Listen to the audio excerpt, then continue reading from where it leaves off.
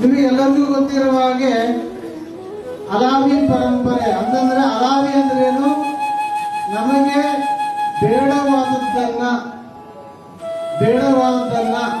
ನಮ್ಮ ದುಷ್ಟಕರಣ, ನಮ್ಮ ದುಷ್ಟ ಮನಸ್ಥಿತಿಯನ್ನ, ನಮ್ಮಲ್ಲಿ ಹುಟ್ಟುವ ಕಾಮ, ಕ್ರೋಧ, ಮದ, ಮತ್ಸರ ಇವುಗಳೆಲ್ಲವನ್ನು ಅಲಾವಿ ಕುಣಿಯೊಳಗ ಒಂದು ಕುಣಿಯೊಳಗ ಹಾಕಿ ಸುಟ್ಟು ನಾವು ಅದರ ಸುತ್ತ ಹೆಗಲ ಕೂಡಿ ಕೈಯ ಕೈ ಹಿಡ್ಕೊಂಡು ಲೋಬಾನ ಹಾಕಿ ಮಾದರಿ ಹೋಲಿಸಿ ಸಕ್ಕರೆ ಓದಿಸಿ ಕಾಯಿ ಕರ್ಪೂರ ಮಾಡಿ